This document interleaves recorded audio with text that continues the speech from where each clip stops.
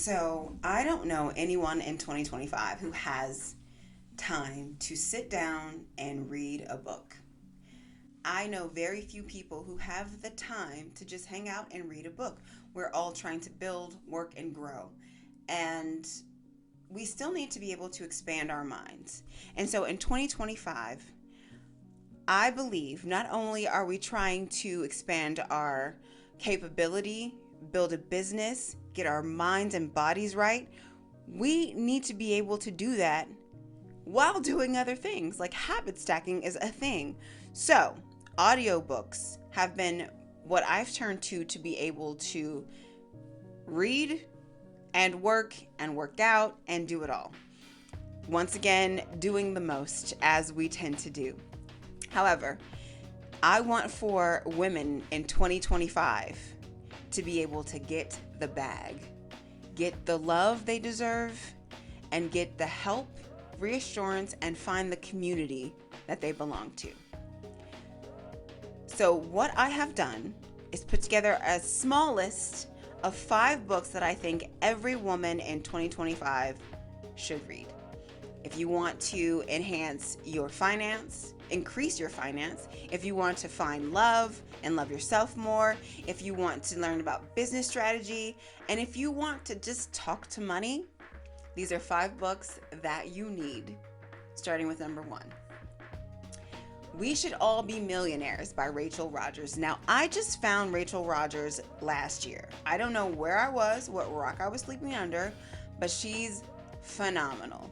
She's a BIPOC woman who owns an 8-figure coaching and consulting business, helping women become millionaires. So her podcast, Hello 7, is on Spotify and YouTube, and I listen to it religiously. I think she's so great.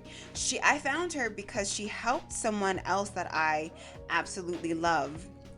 There is a community called Exodus Summit, and one of the owners did a course with her. And I saw that a while ago, but actually, I lied. I found Rachel before that, but I saw that Stephanie was on her podcast, and I'm just like, she's about to help Stephanie get the bag. And sure enough, the conversation was amazing. You should check out all of the podcasts if you can. Again, the podcast is Hello 7, but the book, We Should All Be Millionaires, it really advocates for women, people of color, and the marginalized communities in the world and in the country mostly.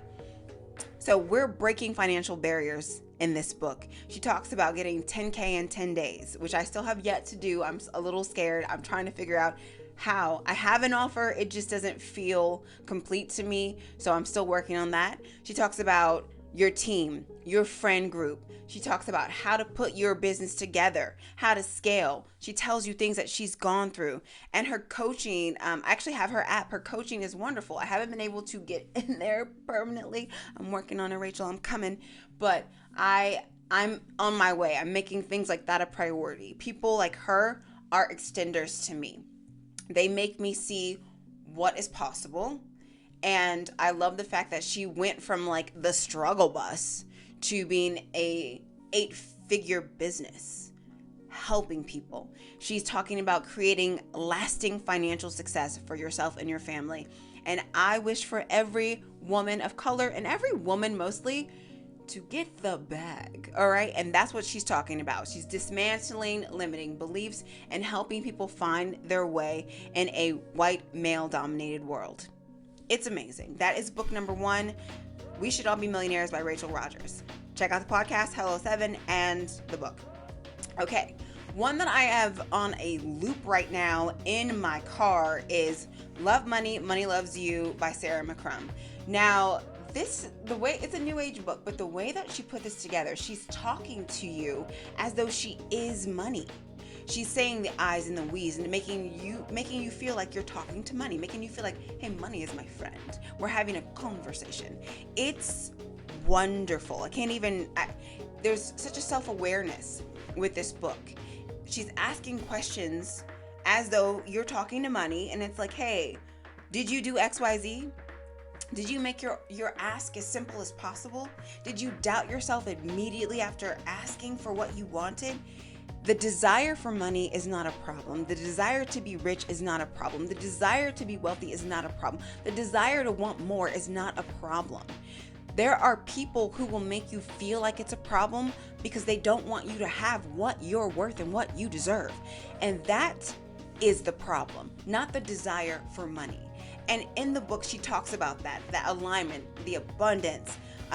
She encourages people to heal their financial mindset about money. And we all have some type of mindset around money, whether it is good or bad. Sometimes it keeps you down. It keeps you broke.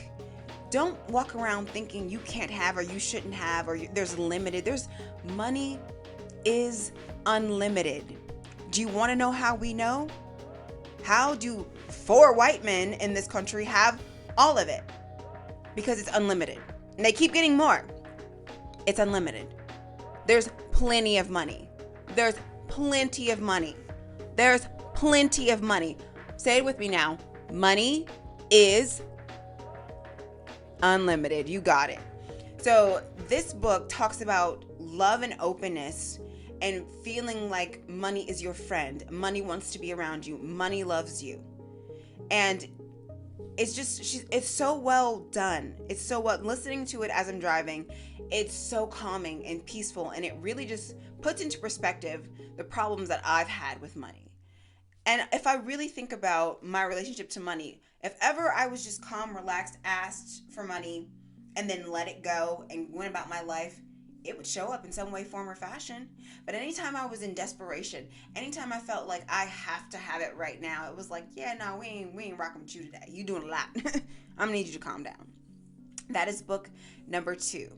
Number 3, Mindset: The New Psychology of Success by Carol Dweck. Okay, so this one taps into growth mindset versus fixed mindset. Now, like I was talking about a minute ago, we all have mindset issues, whether it's good or bad.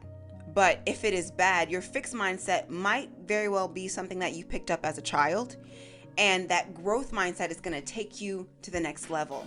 All right, through dedication and hard work, sticking to it, not quitting, and being smart when you do things. This book talks about fostering resilience in things that you do.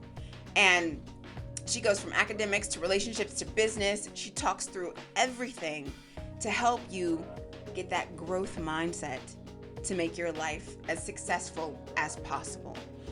It's a very good book. I think it's one that really helps break down the issues that you might have surrounding working and money. All right, and one of my favorites, because I bought this, actually sitting right here, I bought this for a friend of mine, and he just gave it such high praise that I was like, I should probably buy that book. And so I did. It is The 4 Agreements, a Guide to Personal Freedom by Don Miguel Ruiz.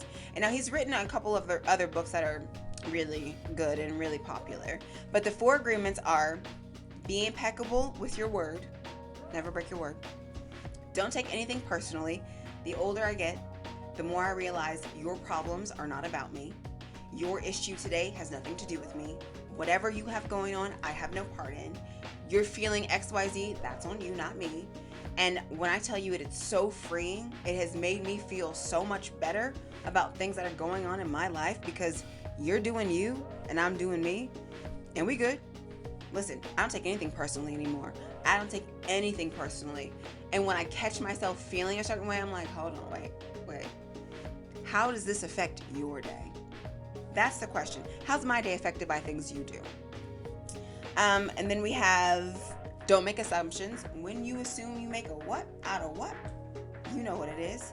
Don't make assumptions. Don't assume people are, or people have, or people don't, or this is and that is. Don't assume. Find out. Ask questions. Google is a thing too. Like, don't assume anything, ever. And finally, always do your best. If you do your best, that is all that can be asked of you. You've done your best. You've done your best. These principles are to push and help people through self-limiting beliefs. Money is unlimited. Money is unlimited. You can have what you want. You can have everything you want. And this is just a practical guide to help you Once again, change your mindset and grow as a person, and stick to the 4 agreements to make you the type of person people want to be around, to make you the type of person people look to and come to make you the type of person that people want to give their business to. It's a great book. And number 5, your next 5 moves. Master the Art of Business Strategy by Patrick David Bett and Greg Dinkin. Your next 5 moves really goes over the strategic business in your life. It's a guide for strategically putting yourself in a place where you're doing good business. It's about critical thinking, strategy, and most importantly for me, and I think a lot of women, confidence. Having the confidence to say, I am worth it, I am worthy, this is my price, this is what I offer, and I'm not taking anything less than what I'm owed, what I feel I deserve, what I feel I'm worth, what I know my skill set is worth. We're paid less than people of color, Black women in particular, are paid less than everybody else. Women are paid less than men. And there's always someone trying to make sure we never, ever, ever reach the heights. However, I believe a lot of us can help each other up. And that is why building your team and your sisterhood and your community, and I think in 2025, that's going to be the thing. That's the thing that's going to be the game changer. We are going to build communities in and around our interests, our issues, our lives, our happiness, our relationships. We're going to build communities and be in community with like-minded people who are going through and feeling the same things that we are. So this book is about developing a long-term vision. Nothing happens overnight. Nothing that you build can just, what they say, it didn't take Rome to be built. Rome wasn't built in a day is the quote. And if you want Rome, which fell, but if you want Rome, if you want that level of success, then you have to put in the work for it. It's really that simple. You have to be prepared to work, and you can't hide in the backgrounds. Confidence is key to everything. I have seen people have the world that I feel probably didn't deserve it. And I just know it's the level of confidence. When you walk into a room knowing that this room belongs to me, I'm going to do what I want, say what I want, and I'm going to treat everyone with respect, but I'm going to definitely get my respect. I'm going to be seen. When you're seen, confidence, baby. Confidence can take you all the way. So, back to the top. We Should All Be Millionaires, Rachel Rodgers. Love Money, Money Loves You, Sarah McCrum. Mindset, The New Psychology of Success by Carol Dweck. The 4 Agreements, A Guide to Personal Freedom by Freedom Miguel Ruiz. And Your Next 5 Moves, Master the Art of Business Strategy by Patrick Bet-David and Greg Dinkin. Those are the 5 books I think every woman should read or listen to in 2025. If you have any recommendations, please throw them in the comments. If you have any podcast recommendations, please throw those in the comments too.